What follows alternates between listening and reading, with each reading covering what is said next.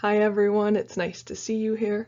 My name is Isabelle Hoida, and today I will be sharing with you all my research on Walt Whitman. My research paper is entitled Nature's Mirror, Whitman's Reflection on Divine Expression. I was very lucky to work with my mentor, Dr. Emily Howland, on this project over this last summer. So a little bit more about me. I'm a third-year student at UWS. I'm a writing major with a minor in English. And this summer I was very fortunate to be a recipient of the 2022 Summer Undergraduate Research Foundation's Fellowship Award. And I am very passionate about writing poetry, analyzing poetry, and trying to discover different spiritual symbols in those poems. So I'll talk you through my research process. This summer I had to choose a variety of poems from Leaves of Grass that showcase Whitman's spiritual mission and a little bit of his naturalist agenda, so some of those poems are listed there. And I analyzed those in combination with some secondary sources, some views from his critics, and then I spent a majority of my time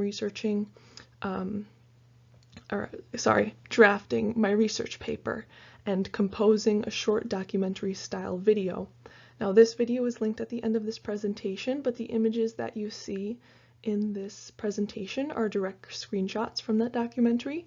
And from here on out, I am going to read directly from my research paper. So I'm essentially hybridizing the research I've done through the paper and the documentary. I hope you enjoy. Okay, here's the first reading. Whitman's manipulation of free verse, paradox, and contradiction give his poems an amorphous quality that allows them to surpass temporal constraints. His poetry, I argue, can be personified as a group of people discussing their beliefs. There is centrality. The discussion gravitates around a main topic, but individual phrases contradict, overlap, and occasionally disprove each other. The timeless, liberating quality of Whitman's work is only possible through his transcendentalist arguments.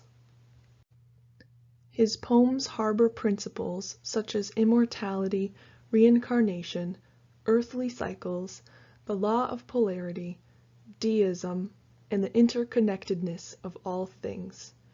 Whitman often superimposed definitive material representations onto relative emotional and spiritual experiences, which lent his work a deep-rooted liminality that, over the course of over 200 poems, never resolves itself. In doing so, Whitman paid tribute to the unorthodox and inexplicable parts of existence by refusing resolution in his poems. Whitman's inclusion of the unknown in his work encourages an open-minded audience to explore themselves through each discontinuity between their beliefs and his ideas. His poems resonate with complex and multidimensional universal laws that cannot be captured through words or images. Moreover, his semantics often literally clash with their intent, as his paradoxes are used as tools to highlight the ephemeral nature of meaning. Therefore, the audience's trained perception must acknowledge the subtle meanings of his poetry as evidence of the world's indefinite, constantly changing state. In this manner, Whitman's poetry is distinctly American. It honors freedom of expression while accepting all colors and textures of humanity's ever-evolving body on terms of equality and celebration. In Whitman's idealization of nature, grass symbolizes freedom and autonomy, presented as the common air that bathes the globe, which exerts a liveliness that every person can walk upon and learn from. Whitman solidified his far-reaching universal concepts into something palatable through natural symbolism, a pictorial communication system not limited to language alone. Per combinations of striking imagery, linguistic rhythms with musical undertones, and timed interjections of transcendentalist truths, there is no portion of Leaves of Grass that does not reflect the divine unfolding of some unbidden, mystical lesson that is sometimes impossible to grasp on a conscious level. In his poems, Whitman imbued his powerful intention to encourage others to revere nature and discover the God within themselves.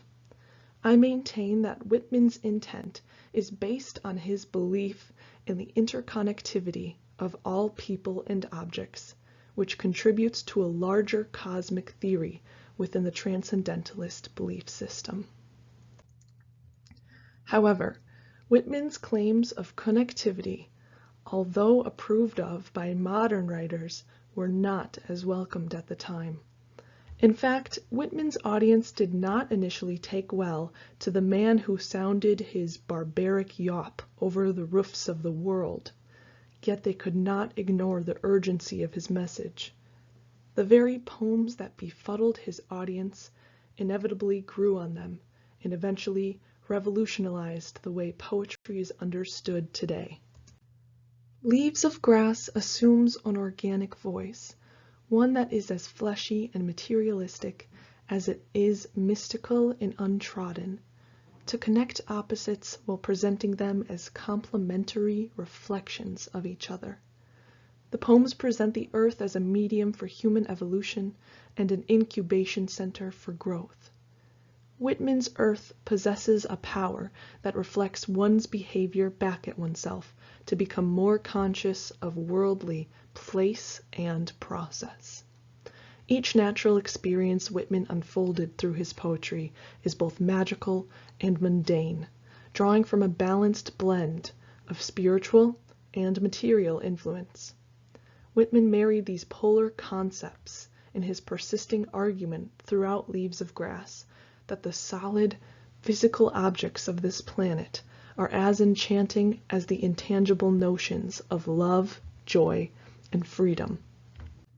Whitman wrote knowing there was nothing greater than understanding one's connectivity with all that is, be it a green sliver of nature's finest grass or another person singing transcendent songs through the pages of a book. He framed his poetry with intentional ambiguity, paradox, contradiction, and a prophecy that emboldened his message with a timelessness that will be admired for years to come. So this is the link to my documentary. Thank you all for coming to this presentation, and I hope you enjoy the documentary as well as the excerpts that I shared from my paper. Thank you and have a great day.